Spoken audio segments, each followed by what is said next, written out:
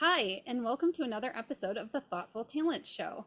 I'm Jen Werner with Jen Werner Coaching. And I'm Chad Ahern with Talent Teams Consulting.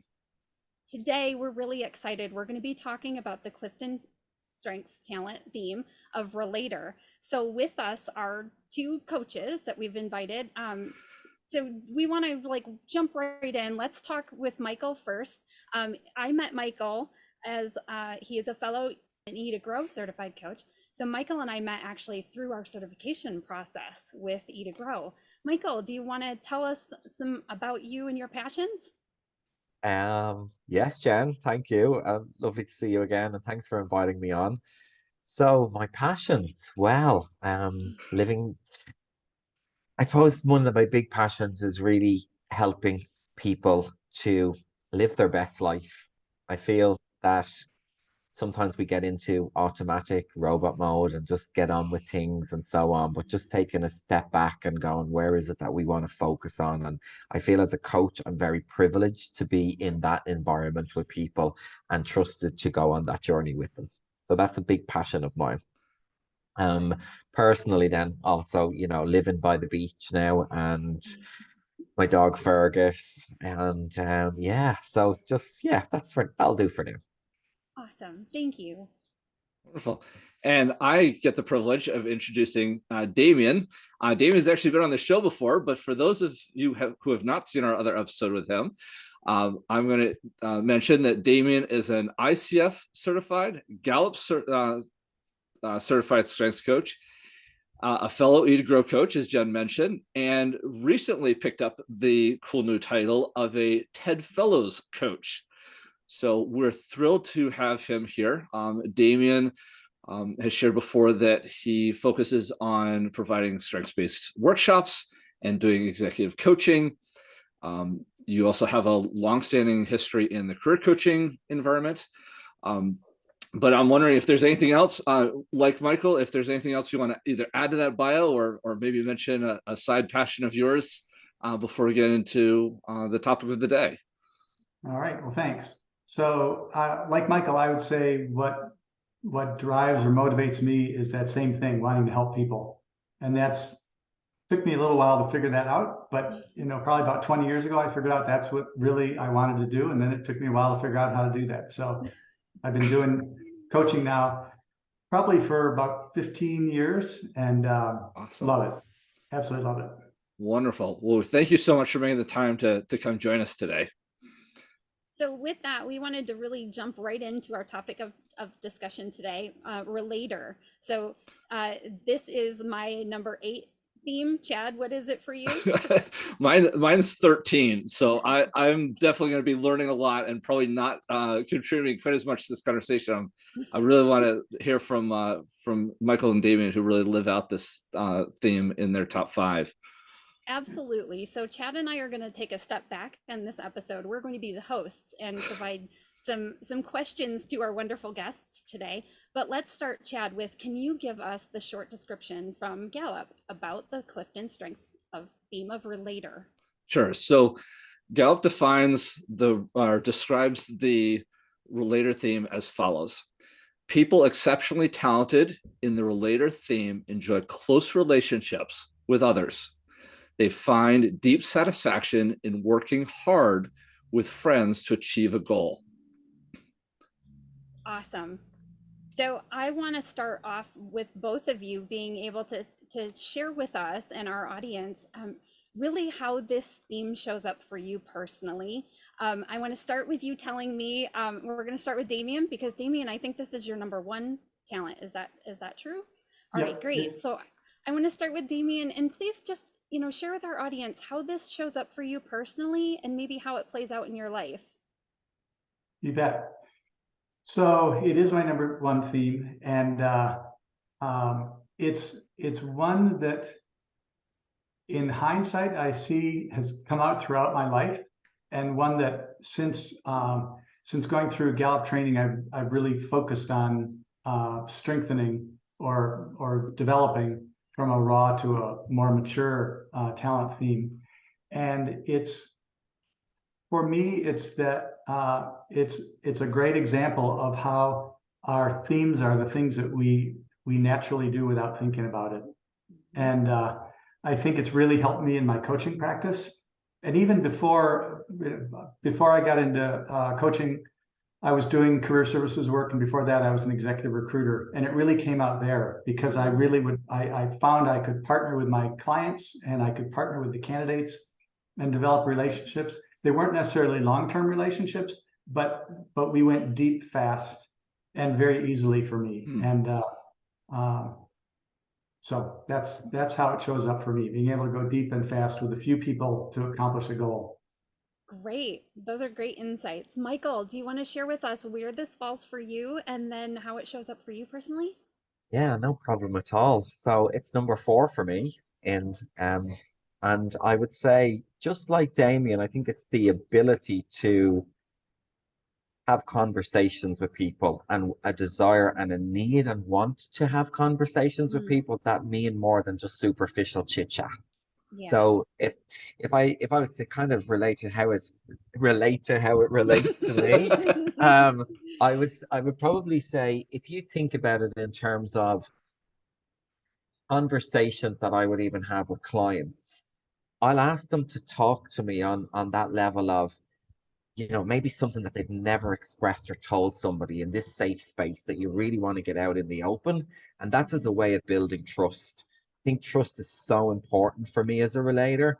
And, this theme of, when you're in my circle, you're in my circle, and I will defend you to the very last once you're in my Nice. circle. And I think getting into that circle can be sometimes difficult for people as well. Sure, sure.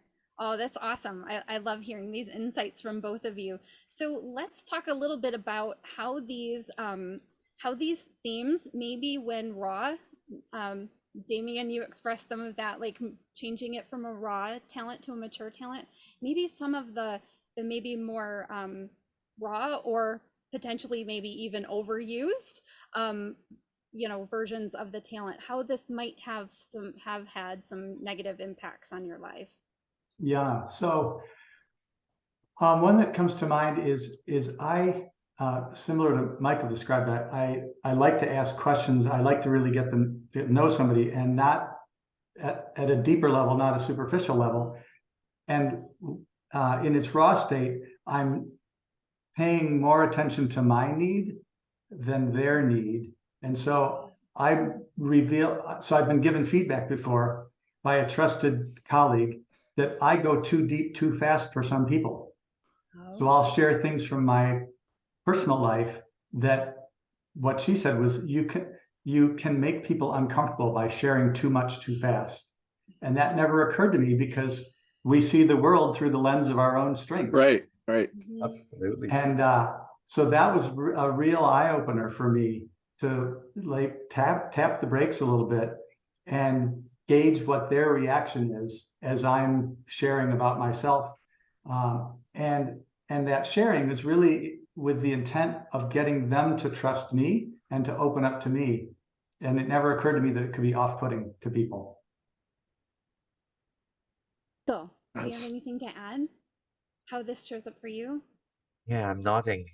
I'm nodding while I'm agreeing with Damien, and then I'm also thinking of another story, which so I'll share the other story first of all, and say, when it shows up in its raw format for me, I can be quite needy of relationships, and the need to try and, it's a very rare thing that a relationship for me as a relator would fall by the wayside, or it would, something would happen that the friendship or relationship would be impacted in a way negatively.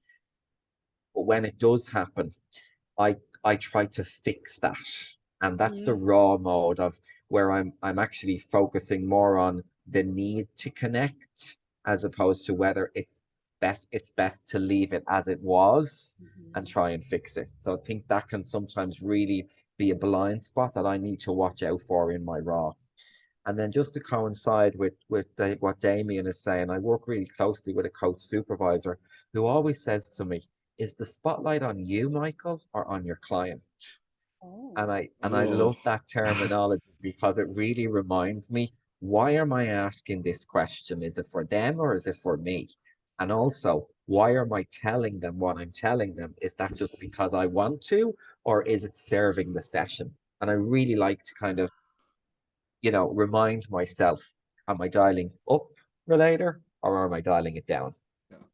That's awesome. Yeah, Michael, that's a really interesting perspective to have in terms of the work that we all do as coaches. I'm curious, does that same sort of spotlight idea flow over into your friendships? Is this friendship for me versus the friendship is beneficial for both of us? Is that same sort of dynamic at play? Great question. I would say until I start working with strengths and understanding the world through the lens of strengths, I would say, yes, it would have impacted in a raw way, definitely. But as, I have friendships that are 30, 40 years old at this stage, are coming up to 40 years old. And they're reciprocated and they need to be reciprocated for me. Okay. If I was young, when I was younger, I would have had a desire to be friends with many. That's definitely Relator in overdrive for me. Yeah.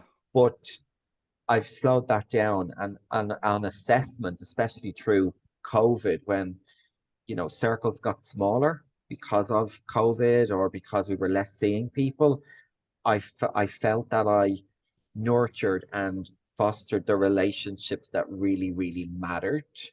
But I don't give extra time to a particular person for the sake of it being extra time for that person. Each person in my life means something to me. And it needs to be reciprocated in order for the relationship to grow. That makes sense. I'm loving that word of reciprocation come up a couple times. I'm hearing that a lot. Was there anything else you wanted to add to your answer, Michael? No, I'm okay for now. Because one of the things that you did bring up that I found fascinating in our pre-show that we talked about yesterday was this sort of, I think you called it grief dodging. And I don't want to put words in your mouth, but I'm hoping that word, that phrase might trigger you a little bit on that aspect of the sort of raw side of, or maybe a negative side of Relator. I thought it was just a really unique thing. And if you don't want to go there, don't feel to, but I found it absolutely fascinating. I think it might be beneficial for our audience. You did actually tell me you would remind me of this again today. So I'm happy to go there in the spirit of sharing with the audience. When I talk about grief dodging, I talk about it coming from a place that I haven't experienced close loss, while I have some friends who have. And because I feel that I don't have the experience of that, some of my friends will jokingly call me a grief dodger because I will do everything else I can to support them, but I can't be with them for long periods of time because I almost feel like there's a falseness or an inauthenticity to the conversation because I don't know how they feel and I don't know where they're coming from. And it's interesting because they will say, but just be there. So you mentioned it about it in a raw state. I'm very aware of it and I do a lot of things to support them, but maybe not be present. And I'm working on that, but it's also because it's my stuff. And I, in the spirit of having a nurturing relationship, will work on that because I want relationships to, they've gone through it and I, touch wood, I will go through it, but not yet.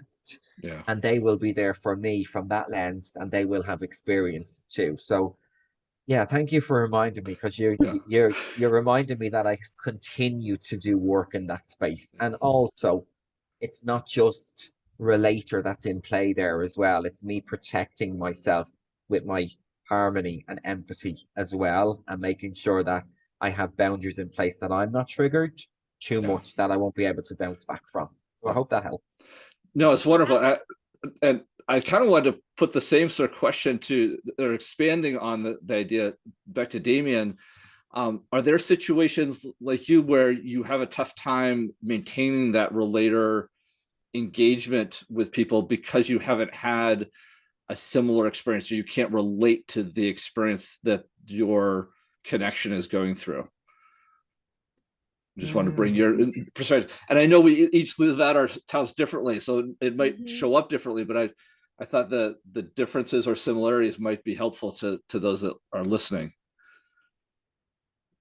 I would say that where that idea shows up for me is in coaching sessions more so than in personal relationships, where somebody is experiencing something that I have not, and so I struggle with asking a meaningful question. You know, sometimes coaching questions I think can sound trite, and I'm high in communication, so I focus a lot naturally on the right word at the right time, and so I think with that same emphasis or similar emphasis on relationships, I think that can be a challenge for me, trying to find the right word if I can't relate to the situation that the other person's facing.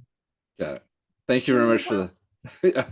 While Michael was talking, it reminded me of something that we talked about in the pre-show, and I believe you actually, Damian, talked about this as it's a wonderful thing, but it also can have a like a negative side to it, a little like sharper edge maybe. Want to talk to us a little bit about the loyalty of like the mama bear? You bet. So, and afterwards I was thinking, am I the mama bear or the papa bear? But I think we think of the mama protecting the cub, right? Right. Never challenge if you're on a hike.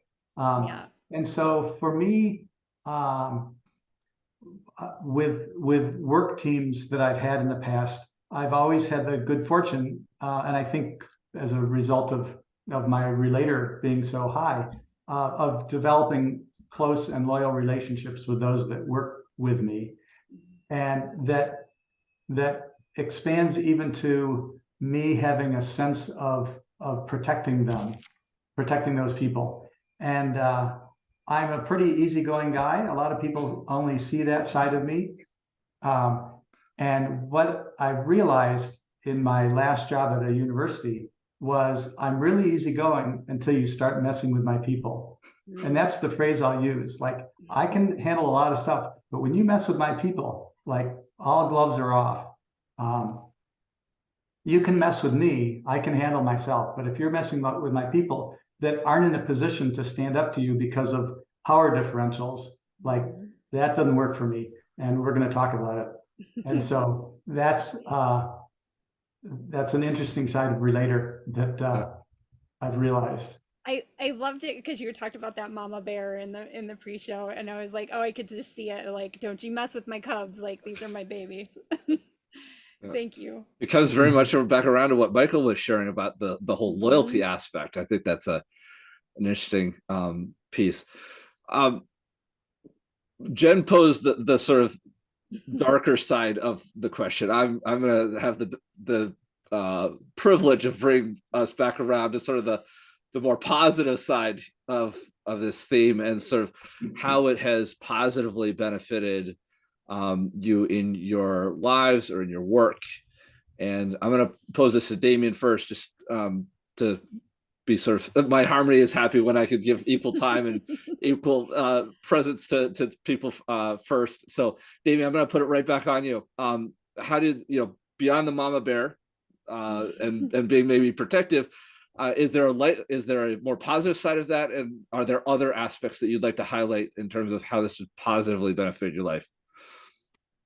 One positive, and I'm fascinated by all talents, and I'm curious about them all, and I see other people do things that come easily, and that's helped me notice things that come easy to me that don't come easy to others. And one of them is being able to go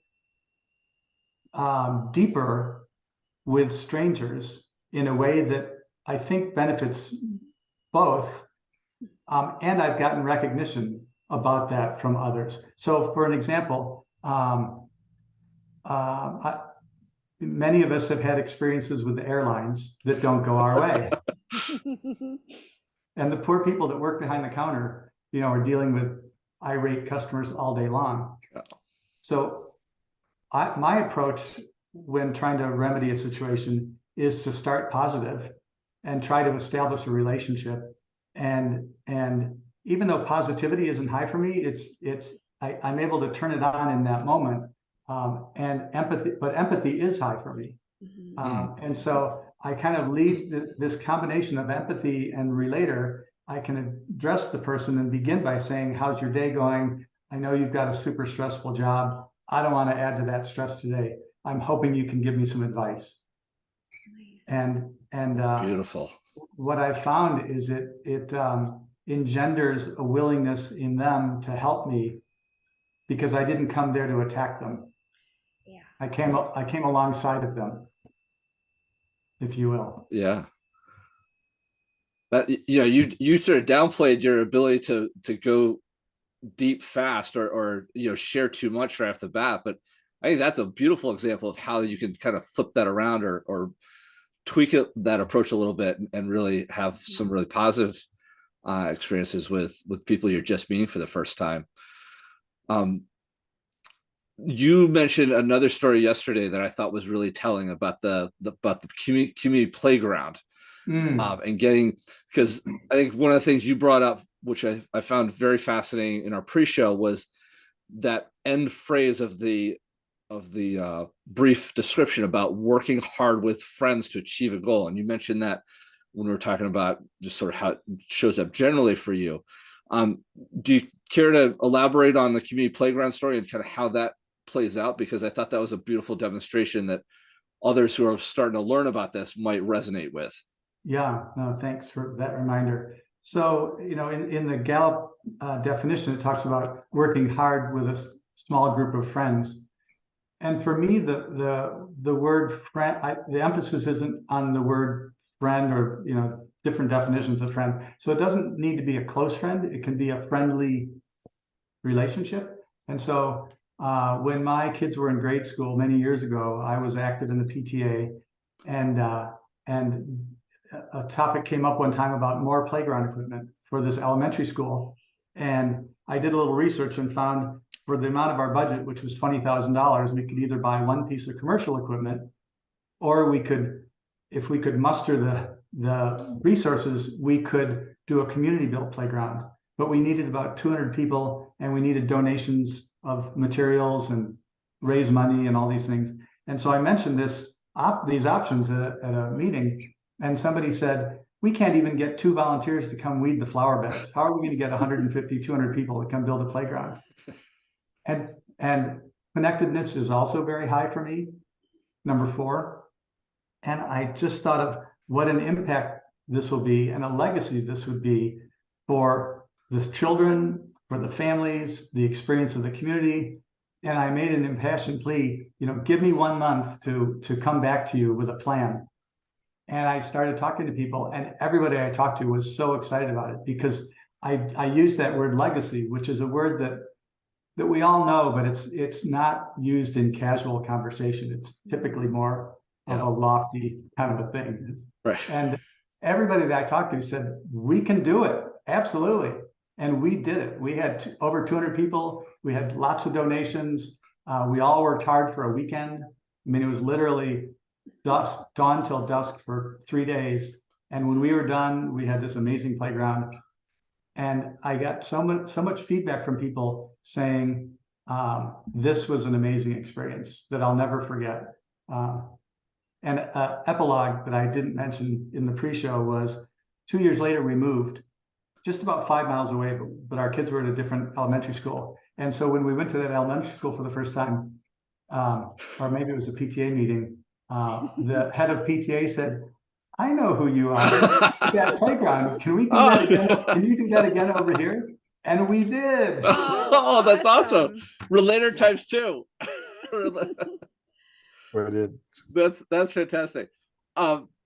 Thank you so much for sharing those very telling and very demonstrative examples of how Relator can come out and really bring people together. Michael, you shared some things in our pre-show, and I'd love for you to get your take on this question about how does your Relator show up in a helpful, beneficial way, whether it's in your life or in your work, or both.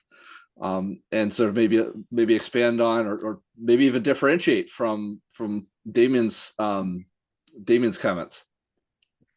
Yeah, well, look, I think for me, there's a real, I find it really easy to talk to people with Relator. And I know sometimes we look at the team and we go, oh, Relator, sometimes their attitude is that they work really well with the people that they know. But I think how it shows up for me is there's a trust that's already there, and I kind of foster and nurture that trust with people that I meet. My mom would often say to me, Michael, you wear your heart or your, on your sleeve. Yeah. And I think that's a way of me kind of telling people, you can trust me because I am sharing with you what, whatever that tends to be. And I don't mean necessarily oversharing, but meaning I'm telling you things that could be a risk to other people to hear, but I'm willing to go there with you because I want to foster that relationship or make that connection. So I think Relator helps me to build those relationships quickly, but it also allows other people in most cases, because remember what Damien said, sometimes you can overshare and it may make the other person uncomfortable. But I think there's we tend to naturally veer towards people that we know will be open to that. And I often think, is that because Relator is at play, or is that just because the universe is at play? I don't know sometimes. Okay. What I found interesting about what you just shared is, Jen and I have had plenty of conversations about how our deliberative talents can make us a bit risk adverse about new relationships or new experiences. And I think one of the things you wonderfully highlighted there is how Relator can almost take the positive approach of people are overall pretty decent, and you're just now looking to deepen that, if I was hearing you correctly. Yeah, agree, Chad. And I also think, though, to go back on what Damien was saying with the lady in or the gent in the airline, it's, you know, we have an informality with the way that we talk that naturally, I think, puts people at ease. And it's not manipulative. It's genuine. I often say, I see you, I hear you as a person. You probably see in the movie an avatar, there's a character that says, I see you. Yeah. And it's a real way of saying, I see all of you. And I'm not here to add to that, as Damien was saying. I'm here to tell you I understand that, but how can we make both of our days better? It's so funny you mentioned the avatar, because as you were talking about, that's exactly the media reference I was going to mention. So I'm glad you went right there yourself. So fantastic. In the pre-show, you talked a little bit, and it's similar to Damian's talking about the blending of his Relator with his empathy. And you brought up an example and an idea about your Relator and your individualization working together. And I will say, as someone who like didn't know you before we were thrown into a thing together, I would say I absolutely felt that from you, that like ability to see me and go deep. I would love to hear you talk about that blend of your individualization and Relator. Yeah. I think all of our strengths are, are superpowers, but not on their own. I think they're heightened when they're working with another or maybe three. Yeah. But for me, individualization for me with Relator is the added value, I tend to call it, of not only seeing the person, but remembering the person details of what they tell you. So Nice. it's the deepening. It helps to go deeper even quicker. So if I put this into perspective or into a scenario, I will with Relator, it's about getting to know you quickly and strengthening and deepen that relationships. With individualization, you're always thinking about how could I really, really see this person? How would they like to, what do I need to remember about this person that's really going to add value to our relationship, i.e. Relator? So if you may tell me as a relator, or me as a relator, you may say something to me and I go, I'm going to park that. That will go in there somewhere in the brain. And then leaning into individualization, say a birthday came up and Jen happened to mention to me that she had a book that she read 10 years ago and she never was able to get her hands on a copy. I would be in the background looking for a copy of that book to not only strengthen our relationship, but to show how much I genuinely cared about our relationship. But individualization is really at play there because it's not just a gift, it's a gift that means something to you. Yeah. Yeah, I love that. So great. Wow. I'm just taking a second to process all this because, as I said, my relator is 13, so I've got a lot to learn from both of you. I'm also thinking, just given that we're all in the coaching environment, Jen and I were comparing some notes after our pre-show and realized that we really hadn't coached many people with Relator ourselves. But I'm wondering if there's anything else you'd want to add in terms of seeing other people's relators come out, whether it's coaching clients or maybe you have a significant other that has Relator. Are there any really positive examples of this talent theme coming out that are maybe significantly different than what we've talked about? Because we've already covered a lot of ground. I just didn't know if there was something else that we needed to add or might be beneficial for our listeners to understand around this theme that would come through this perspective of a person you've coached. Damian? Yeah, so I'm coaching a finance executive right now, and Relator is quite high for him, and he's aware of that, and he realizes that it's been easy and effective for him to develop relationships with his team in different jobs over the years. But the reason I want to bring up this example was we talk about investing in our talents to make them into strengths. And in discussion, he and I talked about his relationship with his peers in this organization, other members of the C-suite, that was sometimes competitive, but he didn't think of them the same way he thought of his team. And so I asked him a question, given that Relator is so high for you, is there a different way you could relate to your peers than you have? Oh, okay. And it gave him pause. And finally he said, I don't know where you're going with this. I said, well, when you think of, we've talked about when you have a goal to look how you can apply your talents and strengths to that goal. And one of your goals is to have a better relationship with your peers. Your Relator talent is sitting right there in the top drawer of your toolbox, but you haven't thought of it at that level. You've thought of it down the org chart. Mm. And that was powerful for him and led to some behavior changes that have been quite effective for him. Nice.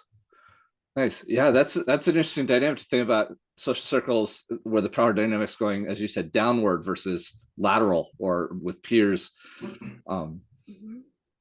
That's a really interesting perspective. Michael, was there anything you wanted to add before we move on? I suppose Damian, you brought up this point in the pre-show, which I found fascinating as well. It's the Relator piece around unintentionally excluding people from a group. You might elaborate on that again for us, just for the audience, because I really like that. Yeah. So in this case, I'm the subject of the story. So, going back to your point, that we're always working on ourselves too. Right. Exactly. And when I was leading a large team in my job at the university, I made it a practice of meeting with everybody individually, for not just the people or my direct reports. So I would spend an hour with people, and And there was one person on my team that I felt like we never really clicked. And I didn't really understand why. I had tried a little bit, but nothing seemed to resonate. As you talked about, it's easy to form a relationship when there's a give and take, or when it's reciprocated. And so I said to her, I feel like we're not as close as we could be, and I'm wondering if you have an explanation for that, because not that we do battle, but we just, we don't have strong rapport. And she said, well, that's because you have your favorites and I'm not one of them. And this woman was very direct, probably high in command on the question, even though I was she was just at a lower wondering. level. And she said, you have your favorites. And I've always thought about treating people the same. I've been conscious of that. And so I thought about that, and she said, and I said, well, give me an example of how, what have you experienced that makes you say that? And she said, well, when you wander around the office, chatting with people, you never stop by my cubicle, or you do, and it's for just a second. And she was absolutely right. And it wasn't because I didn't like her, if she wasn't a favorite. It was because it was not easy for us to have conversations. We never really clicked. And my questions would fall flat, like, how was your weekend? Fine. And then she'd look back at her computer. Or what did you do this weekend? Not much. Look down. And for somebody that wants to build a relationship, that's a little hard when the conversation gets cut off. Yeah. So anyway, that was her reality. So that was the reality. And I had to own that and think about, okay, what can I do about that? Yeah. Thanks, Damian, for sharing that and reminding us of it, because I think that's what we need to be mindful of as if a relator is high in our ranking, because we tend to, if we don't get it back straight away or in that initial interaction, sometimes we don't try again, or we forget to say, well, what's the best way forward for this relationship? And I think, like what it's asking the question, what is it you need from me so that I can help lean into my relator to serve you in that way? So I love, because you going there every day is going to asking her how her day was, is going to just, and being met with that all the time, it's not going to serve you, and she doesn't want you there anyway. She wants to get on with her work. Great. Yeah, So great. great. I love these examples. Chad, did you have any? I was thinking back to, some of my coaching clients, and they've really fallen into the same levels that I see here in Damian and Michael, and that they've expressed to us. Have you seen anything different in anyone you've coached? Yeah, I really have not. I mean, this has been a lot of very similar to the threads for the few people that I happen to see, have talked to about Relator. I think one point, and this may be going backwards in our conversation a little bit, but I feel like this is a key point to bring it up, because we did talk a little bit about this in the pre-show, which is for those of us that are starting to understand, for people that are listening to this or starting to explore their talents, and if they read the long description, there can be, not always, this impression that Relator is really about these sort of inner circles or these inner cliques. And Michael, you were really enlightening to me yesterday when we were talking about this in the pre-show about, you've held on to relationships for, I think you even said 20, 30 years, and the circles are actually fairly wide. And that really kind of surprised me. I mean, it was great and enlightening, and definitely, broke some of the preconceived notions I had about this theme. But I'm kind of curious about how you see that dynamic of the inner circle versus broad ranging, wide variety of relationships. Damian, I've heard you say it's a little bit more about what can we get done together. I even think you had the example of people, a close group of friends working at a a vacation house or something yesterday. I don't know if it was a lake house. I know there are plenty of lakes up there, but then Michael, you were talking a lot about very wide circles. I was just wondering if both of you could talk about that sort of impression of the click versus a wide-ranging network. Yeah, for me, it's that I have a wide demographic of relationships. So I have friends that are 20 and I have friends that are 80. And that's from my travels around the world and the teams that I've worked with. And leaving employment and going to another job and another career or different industry before I went self-employed back, 6, 7 years ago now. I've still maintained those friendships and relationships along the way because they were reciprocated. So there isn't it isn't that there's one circle and then that's it. It's Yeah. that each circle gets the same amount of, I'm not going to say time, but gets the same amount of nurturing at different times. I'm very conscious of the fact that, and I think this could be harmony at play as well, Chad. I'm very conscious of other people and not wanting a group of people to feel you spend too much time with them and not enough time with us. So I think Relator plays in with harmony there around me being very aware that the interactions that we have are well spent, that we're present for those interactions, because some people I may only see once or twice a year. And we go deep and we have value and we really appreciate those conversations. And that's what I think about the wide circle. That's so I don't, but I would say if you're not in, it's very hard to get in Okay. at that stage. Yeah. Okay.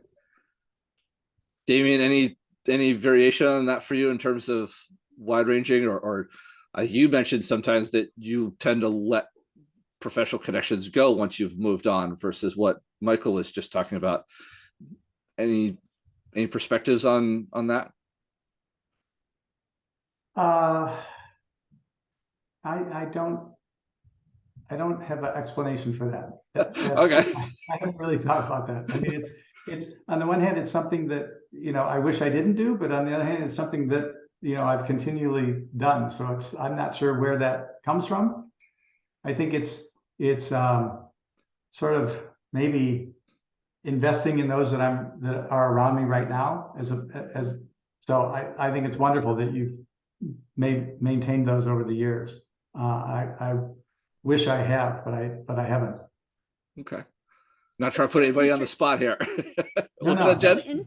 It's so interesting. interesting to see the differences, and I think that's what's so wonderful about doing this. Chad and I have similar strengths, some same strengths, and it's great to see just even the little tiny differences in our strengths. And then when we start to get more people involved in this, it's why we opened it up to the other coaches, because you all have different talents high than we have, and listening to how those talents play out and how they look surrounded by some of your other talents that are supporting it, it's just wonderful to see the blend. And if we're just looking at the two of us, we see it one way because that's our lens, right? So Right. It's just wonderful to hear the differences. And even having Relator at 8, I feel a little bit like Michael about having the, like, if you're in, you're in, and if you're out, you're probably not getting in. And Chad and I talked a little bit about that. Like, maybe that's a little bit of the deliberative. I'm not sure you're safe. I'm sorry, you're going to just be on the outskirts for now. So, I just think it's wonderful to see the differences in the talents as they play out in us. Yeah. Are we over the additional coaching ideas here, Chad? Yeah. Do you have anything else? No, I'd like to move along and see if they have All right. some images maybe that we can. Absolutely. So we like to, add some, like, maybe some pop culture or even some just imagery around the talents when we move into this. And in some of our past shows, we've had some great ideas and examples. So some of us are really visual, and so it's good to have, like, this image in mind when we think about a talent. Michael, we absolutely loved your image and would like you to share with us first Why? your image when you think about Relator. So my image of Relator looks at a big set of angel wings, and there's a couple of reasons. If you think of angel wings and they're protecting you, they're covering you. There's an intimacy to that relationship as well, but it's not just superficial, it's spiritual. It's on so many levels, just the way an angel, I suppose, how I would see out an angel, but very not just small angel wings, the big angel wings, as in, and then that almost encapsulates the circle. You're in here, Yeah. Mhm. and we're both here. So that's the image for me. Awesome. Damian, you had some examples that we really liked too. So of how you feel like it looks to you as a Yeah. leader. So the example I mentioned yesterday, and I thought of a new one as it percolated overnight. Ah. The example I shared yesterday was if you've ever seen a picture of people putting sandbags in place or passing out cases of water after a natural disaster, where it's a human chain and they're all working together with the same goal. But the image that came to me overnight was that of a barn raising, where a community comes together with this sole goal and they work really hard. And there's such joy that emerges not only for the recipient of the barn, but for everybody working together, and somebody's cooking and somebody's doing this and blah, blah, blah. And so that's really, and that's what I've experienced, sort of the playground and the friend with the lake house, and is this group of people that then disperses, but can come back together and take on another goal. That's Yeah, you yeah. got deep in that shared emotional or physical experience. You were able to get deep with these people and do something meaningful. And I love the in both of these two images together brought me to the one I had always thought of when we talk about circles. And so I'm gonna just bring it up. The movie Meet the Fockers with Robert De Niro, where he talks about his inner circle and like whether you're in or you're out. Yeah, it's just one of those. That's how I've always thought about it. So it works perfectly, I think, with the two of yours too. Yeah. Love it. I Right. just as being sort of, I just want to kind of just being on sort of not the outside of the conversation, but being the sort of bystander. I find it so interesting that the three different examples, Jen's image seems to encapsulate what a lot of people might initially think about Relator, that in or out, the circle of trust. Then we've got Michael with a very sort of spiritual, very long lasting, he's talking about angels, sort of the eternal lasting of relationships. And then Damian, you came right back around with almost the practical, that coming back to there being a shared goal and working together, and the relationships are built around a cause. I think it's just a beautiful demonstration through those three images of the variation in this theme. I just wanted to highlight that because that was something that really stuck out to me as we think about each of those images. That's awesome, Chad. So, thank you. Go, Jen. Yeah. So in this next section, we want to really think about the role the Relator theme can play in our contributions to teams. So whether that's from a team leader standpoint or someone on the team, we want your ideas or opinions about the ways that perhaps this theme can get in a leader's way, or maybe even potentially like derail a team, because we know it happens. So we're looking for ideas and maybe some action steps around, like, hey, watch out for this this may be an issue for you, or if you see this happening on your team, maybe what are some things we can do. So do you have any ideas or thoughts for our listeners around the negative potential impacts on a team for someone with Relator? Damian, want to start with you? Sure. Oops, sorry about that. I plugged my computer in and the camera went off. Here we go. There we go. Okay. So the risk, I think, for a team is, I think back to that story of the individual that thought she wasn't a favorite, and so I think that's a real risk when a leader is high in Relator, that it may inadvertently give off a message that others aren't part of this team, and so I think a solution, not the solution. A solution is to just be cognizant of that and work hard, if you're leading a team, to look for ways to include those that maybe aren't, that you don't have deep relationships with. The other thing that I would say, if you don't have a relator, or even if you do as a leader, look for others with relator on your team. I mentioned yesterday that Gallup has chosen colors for each of the domains, and the relationship building domain, of which relator is a part of, that color is blue. And so another coach friend of mine had the phrase that I picked up on: blue is the glue that holds the team together. And so as a leader, if you're not high in relator, or even if you are, look for others on your team that are high in relator and recruit them to be part of that glue that holds the team together.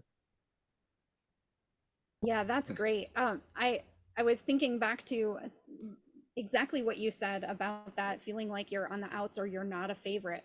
I was in a team that had a high relator as the manager, and we saw that the people who were in, you could tell who was in and who was out. Now, when the leader wasn't there, wasn't present, we really all worked together just fine. We meshed just fine.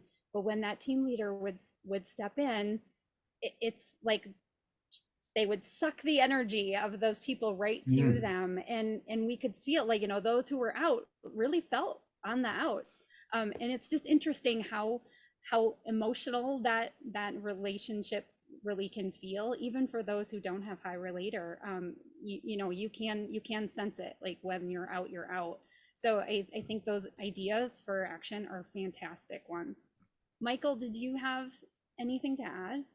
Yeah, I was percolating on this last night as we finished our conversation, and because my background is HR, I wanted to throw a lens on it around how the need to have intimate or deep relationships with your team, if you have high relator, can actually sometimes get in the way of policy, procedure, legal, what's right.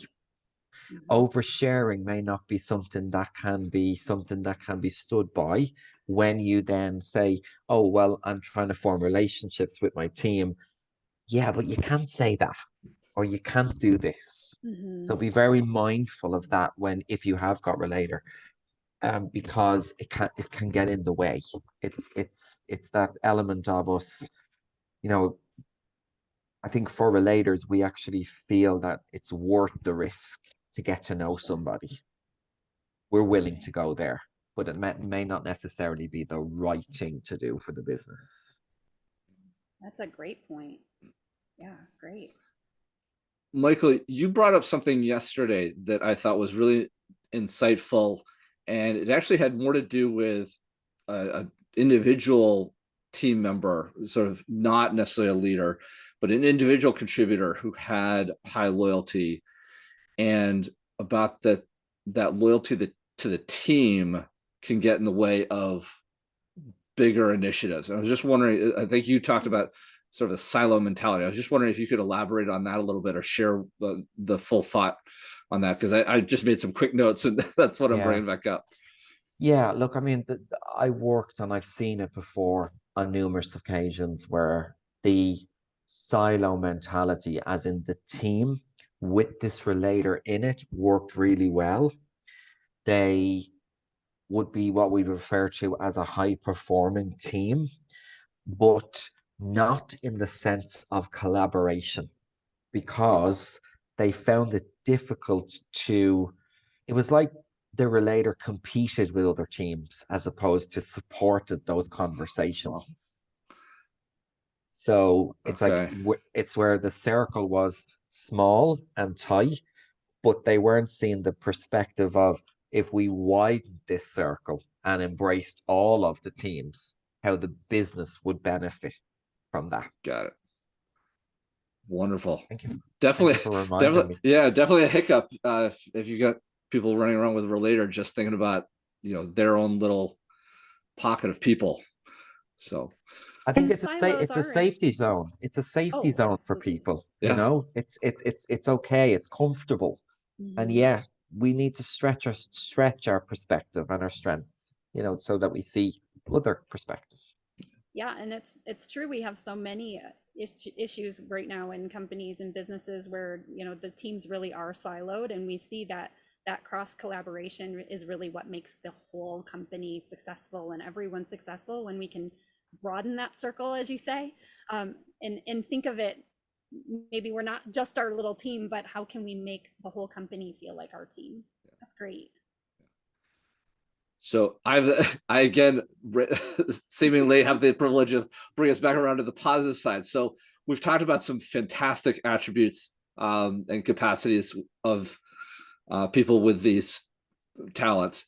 As you start to think about sort of best contribution, I know we've already touched on the blue is the glue, but are there other comments or other observations you have about some of the benefits that this people with these talents can bring to a team, whether they're in a leadership role or maybe even an individual contributor role? You know, some of the listeners might not be in leadership positions, but they're thinking, I've got Relator, how do I best bring this to my team, or how can I think about it anew? What are your thoughts on that? And I'll start with Michael this time. I was just going to say Damian, because that's what, well, if you want to hand it off, I'm not going to stop you. No, it's absolutely fine. What I would add is, I think people that have Relator are naturally curious. And I think if anyone out there is a Relator listening, and I say, ask more questions, be more curious, get to know people. Don't lean back, but lean into your Relator, because people are craving connection now. And I think it's a really powerful strength to be bringing into a team in that way. Team, TEAM, not THEME. Okay. I'm conscious of my Irish dialect. Yeah, I love it. Yeah, I think that's great. I'm curious, but oddly, you know, your comment about the spotlight really has given me pause, because I'm curious, but my curiosity oftentimes doesn't go very deep, and I think that that's an area where I could strengthen my Relator. But anyway, so back to your question, Chad, about you know, what can be done in a team setting. I think it's particularly in the times that we're living in now, where there's still a lot of people working virtually and not feeling connected. If you have Relator, lean into it and reach out to people outside of Zoom, you know, quick check-ins, text message, whatever, and recruit others on your team that have influencing themes, whether it's Relator or not, to because if you know that this is something that comes naturally to them, it not only will be helpful to others, but it will actually give them energy and bring them joy. And so look around your team and see who has Relator or other relationship building themes, and recruit them to participate in this nurturing of the group. That's my advice. I love that you guys yesterday, and I'm sorry, I don't remember who said it in the pre-show, but I heard the term, you can be the cheerleader for the team. And I don't remember which of you said it, but I saw head nods, you know, from everybody across the board, that this is something that the Relator, you know, as a team leader, you can really be the cheerleader for your team and really be there to support them, even without. And that was the part that I thought was key, was even without having a strong connection to each team member, you're able to do that. Does anybody want to elaborate on that? Well, I don't know if I'm the one who said it or not, but it sounds like something I might have said. And you know, I think of experiences I've had leading teams where I was able to put that into play, particularly with people that don't necessarily have a voice yet in the team. Because, like, I remember a receptionist in this department of 27, and that was kind of the lowest level coming onto the team. But it was in conversations with that person, we did click. And so I was a cheerleader for her because I saw things that she could bring to the team. And when I say cheerleader for her, I mean, I sang her praises publicly because other people didn't have awareness of the talents that this person had.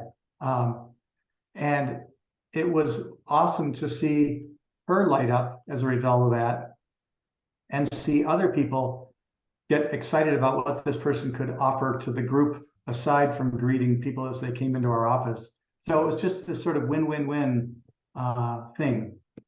And I experienced that over and over again with people that where I could kind of be their cheerleader. That's fantastic. I love all I'm sitting here taking in so much. I wish I could write this fast, but that's why we're taping this so I could go back. Thank you so much for sharing. Just as we start to think about sort of wrapping up this theme, we've spent just under an hour here talking about this and sharing a lot. I'm wondering if we were to summarize maybe one or two big points that you think you'd either really like to re-emphasize, or maybe something that, it sounds like both of you have been doing a lot of reflecting even as we've been conversing, and maybe there's a main point you'd love to put out there. But if we were to put out maybe a small segment or point people to some real key points around this theme, what would they be for each of you? So I'm going to start with Damian. If you have maybe one or two big points that you'd like to really hit on as we conclude this episode, I'd love to hear your thoughts. And Michael, I'll come to you next. Cool.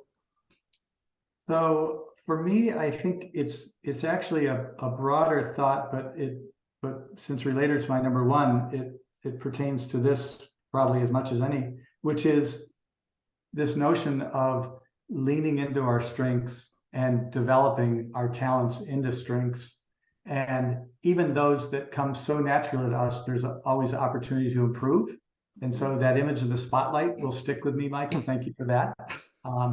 And then the other thing, we talked yesterday in the pre-show about this notion of going deep versus wide. And that what stands out for me personally is relying on other people who have strengths that I don't have, and being aware of that. And so if you don't have Relator, that's okay. You can either fake it, or you can sidle up to somebody that does, yeah, and let them do some of the heavy lifting. And that's great. And I've had that experience where I've been the one with the Relator, again, at the airport, somebody's having a problem that's in my travel party, professional and personal. They'll say, well, why don't you go up to the counter and talk to them, and I'll be with you. And it's like, sure, because it's easy for me to do. So, so my point is, let's rely on each other. Yeah. Love it. Excellent. Michael, your parting thoughts, or one or two key takeaways that you think we should emphasize for others?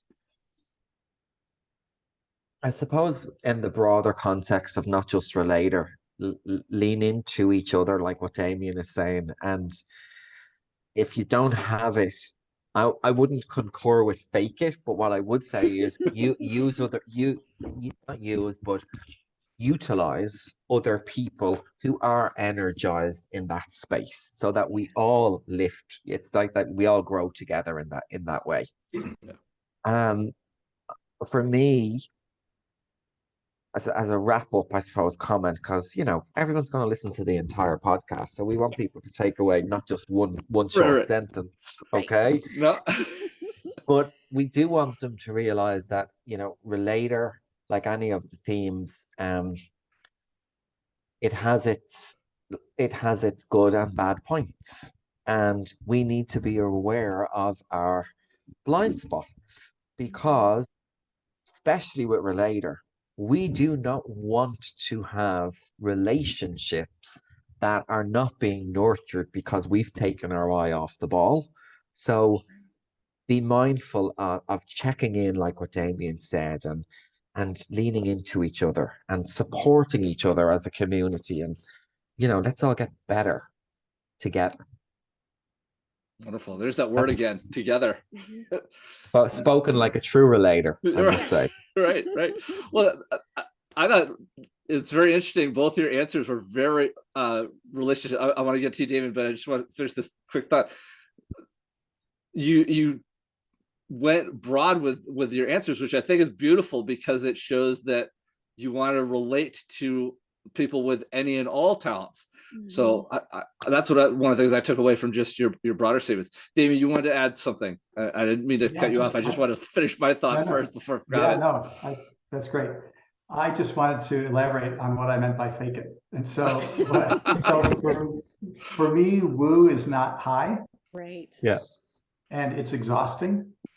Yep. And I can do it in short bursts. So I can pretend to be a woo for a little while, and then I have to crawl back into my cave or my hotel room and re-energize, and then my relator comes alive and I go pursue relationships with those few people that I met in my woo mode. Yeah. I love that. Nice. Love that. Nice. And Damian, I think what you said yesterday as well is having someone else who's a woo do all the heavy lifting, and then and that's where we're supporting each other because they're completely energized in woo mode. And then you're developing the relationship with relator mode. Yeah. Awesome. Good stuff. I think that's a great place to stop. So I'm just gonna again thank both of you for joining Jen and I. Michael, I'm so thrilled to meet you through Jen, and Damian, it's great to have you back again. For those of you that have listened to this whole thing, hopefully, as Michael said, you've made it to this point. I just encourage you to subscribe and follow the rest of our podcast. We're going to keep having wonderful coaches back like this. We're going to be including Damian and Michael's contact information in our show notes. So if you want to reach out to them, if you happen to be listening from Dublin and want a coach a little closer to home, Michael's your man. And if you're in the Michigan area where Damian works out of, feel free to get in touch with him. But for now, I'm going to sign off. I'm Chad Ahern from Taunton Teams Consulting. And I'm Jen Werner from Jen Werner Coaching. And we're going to say thank you again to Damian and Michael for joining us. And we wish everybody a wonderful day. Thanks, guys.